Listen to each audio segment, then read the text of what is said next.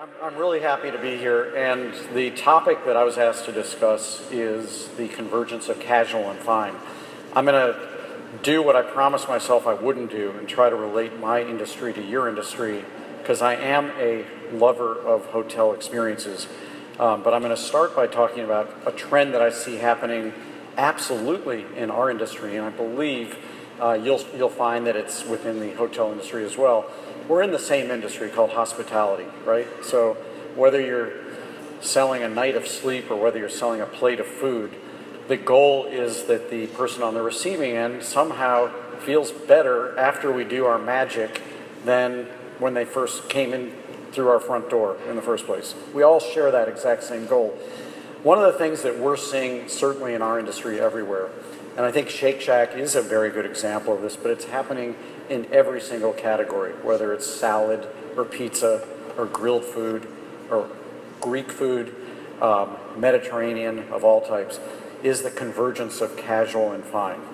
Now, if you look at where the food industry has gone throughout its entire history of being food for sale, it started with the invention of restaurants, and restaurants were invented apparently in France, and the word restaurant means to restore. The goal was not only to feed travelers as they went from one town to the next, but it was to restore a sense of place and a sense of being that you needed. That's what sitting down at the table across from someone who you like a lot is all about. And as the automobile industry at the turn of the century really became a factor in the activity of restoration, what happened was quite dramatic, because restaurants soon became much more transactional and much more places for convenience than they were places to be. And obviously the greatest expression of that in the history of our industry and the history of the world economy was fast food. Now, when I say the greatest invention, I'm not saying that in a qualitative sense, and I'm going to try to illustrate that point in a minute. And if you don't believe me, there is a McDonald's about a half a mile from here you can try out. But the actual act of using your automobile, which is a product that needs to be refueled, actually transformed the activity of restoring yourself into simply a transactional opportunity to refuel yourself. Not just your automobile, but yourself as well. And what the fast food industry did brilliantly, global domination, was to apply the same rule of two that each one of us has learned whenever we have renovated a hotel or a restaurant or an apartment or an office, whereby you tell your architect and you tell your contractor what your dream looks like. And they come back to you after drawing and doing all their stuff. And about a week or two after you spell out your dream, they come back to you with the plan. And generally what we do when we see the plan is our jaw drops. And our jaw drops because it's going to cost that much and it's going to take that much time. And they're all trained. There's actually a module in architecture school called the Rule of Two. I'm kidding about this, but they are all taught at that point when your jaw drops to say, well, it's the rule of two, silly. And you go, what are you talking about? And they go, obviously, there's only three salient issues: quality, speed, and cost. You can have any two of them. Which two would you like? Has anyone ever heard that before? And doesn't it make you sick when you hear that? Because you want it all. And so what fast food did brilliantly was to create the rule of two and to create a compact with all of us who went to fast food restaurants that basically said, you want it fast? Check. You want it cheap? Check. Leave the quality at the door. And we all bought into that. And that was fine, because what fuel and food meant to us throughout an entire several generations was get it as cheap as you can, get it as fast as you can, and get on with it. Have a drive-through window, for God's sakes. Don't even bother with being restored. Just stay right where you are in your car. So what's happening right now is quite fascinating, because as as much bad news as we have heard, certainly during this election cycle, about how awful everything is, not only in our country but in the entire world, if you look at real statistics in terms of real purchasing power and real consumer growth throughout the entire world, more people than ever before on this earth have had qualitative experiences in their lives, and they want quality wherever they go. And so one of the main reasons that I think we're seeing a rejection of the rule of two as it used to be added up is that people don't want to have quality go out the window just because they want something faster and less expensive. And they're going to continue to want faster and less expensive. Is there anyone in this room that has more hours in their day today than they had last month? Is there anyone in this room who would like to have more hours in their day today than they had last month?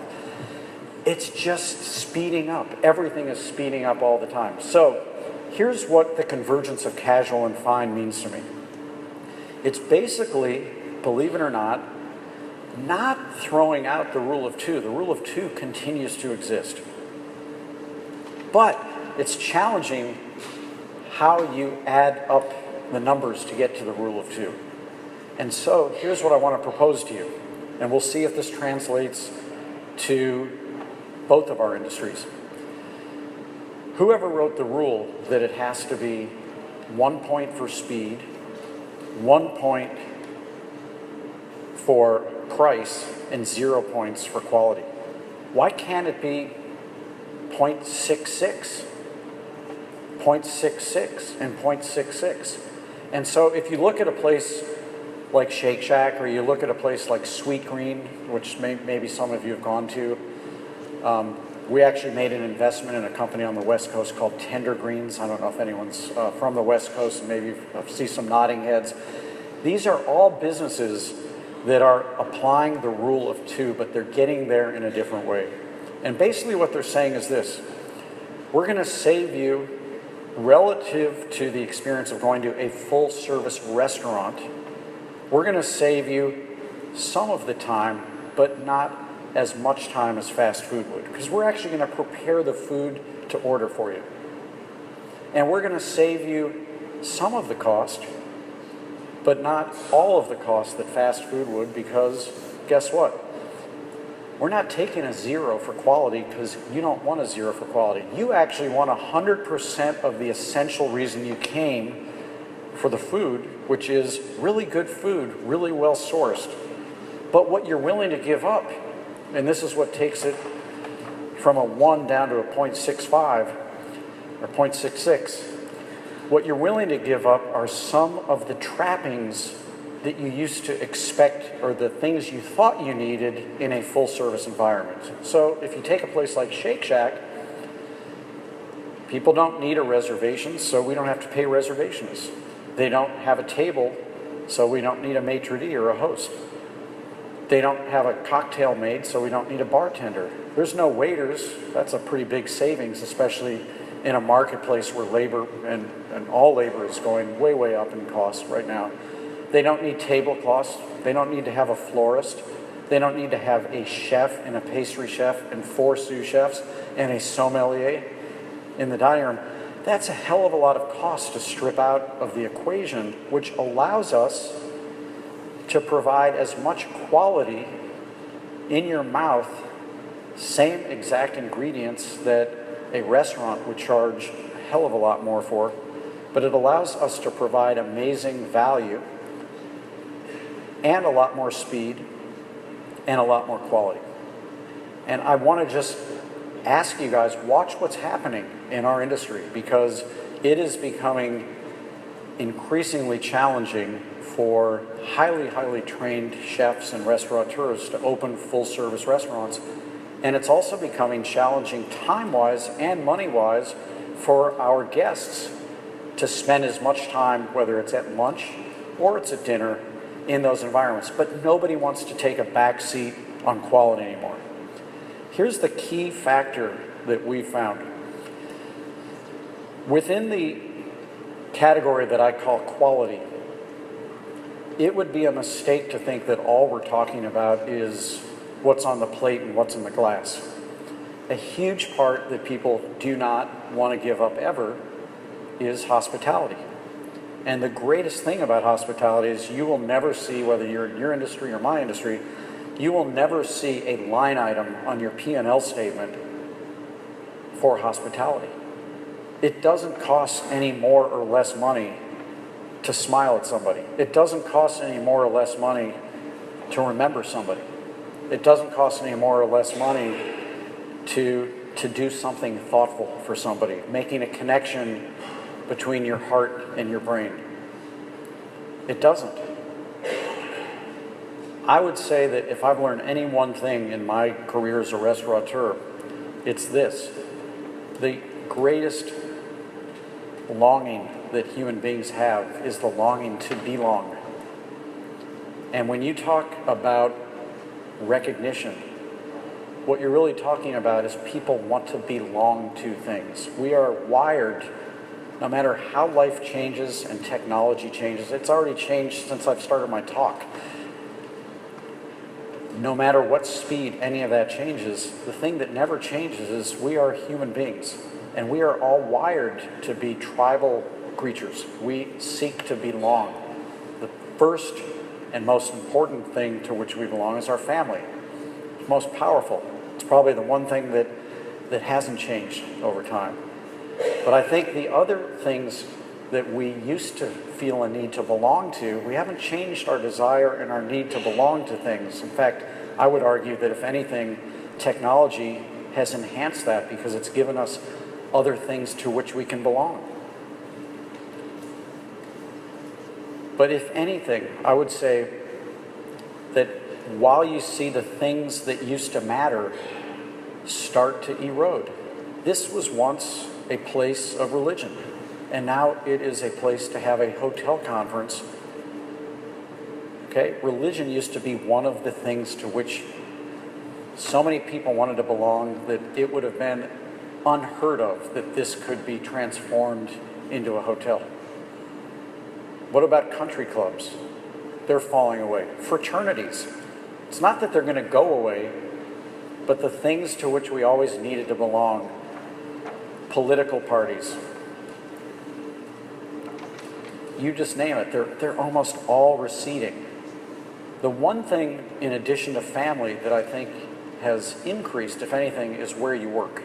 And I think to the degree that we can make the places where we employ people places that you want to belong, that you proudly want to affiliate with, that will actually increase the chances that the people who do business with us are going to want to belong to the product we are serving. And when you talk about authenticity and you talk about how your hotel, and I think about this all the time, how can a chain like Shake Shack create a sense of belonging? It's something that is critically important. But it all starts with an understanding of what's motivating people in the first place. And I'm going to end with one thought, and then my hope is that we can have time for a couple questions. As we think about the convergence of casual and fine, please remember that, yes, I still want speed, but it doesn't have to be so fast that I don't know where I am. I want to be where I am. Yes, I want a better price, and I'm willing to get that better price if you strip away non-essential parts of the experience. I don't actually need anything when I stay in a hotel except really three things. I want a quiet, dark room, I want really good shower pressure, and I want a good pillow in bed. And outside of that, yes, I want the plug too, and I want some hooks on the wall, but I don't really need much more than that. And when you talk about the convergence of casual and fine in your industries, I think there's the same kind of opportunity to pump up the quality and pump down the unnecessary costs that I don't need.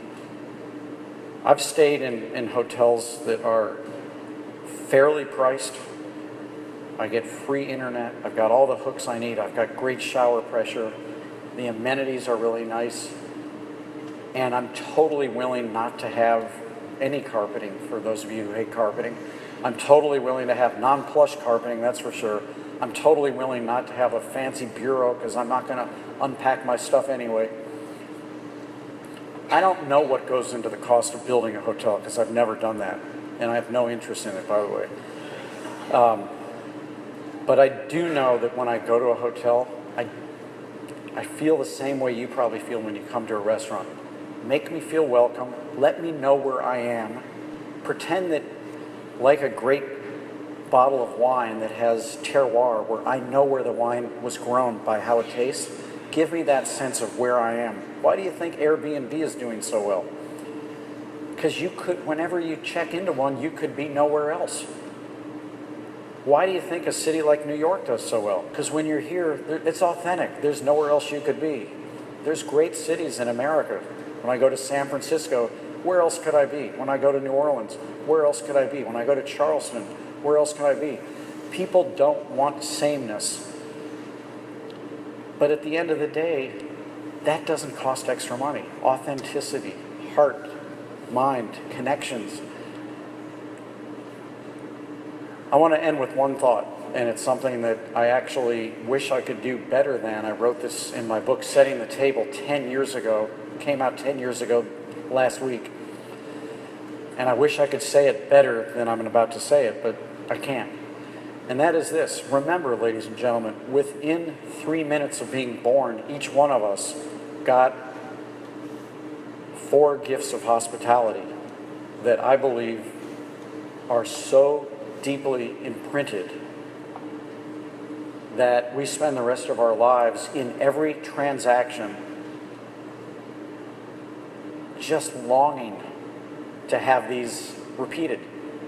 We got eye contact, a smile, a hug, and some pretty damn good food. So think about that, and think about how so much in our worlds has become so transactional, right? You give me money, I give you food. Next. You give me money, I give you food. Next. Think about how many hotels you've checked into in your lives where you don't know where you are because they all look alike, right? I show you my ID, show you my credit card, you give me my room keys. Next. And then you get to the room and it looks like everybody else's room. Same TV channels, same everything.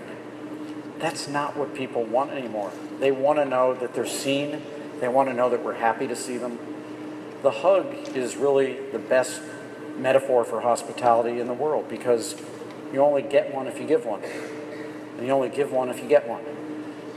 People want to go to a place that is as happy making me happy as I am happy. That's the hug. And yes, they want some pretty damn good food. The food is a metaphor for whatever the thing is we're selling.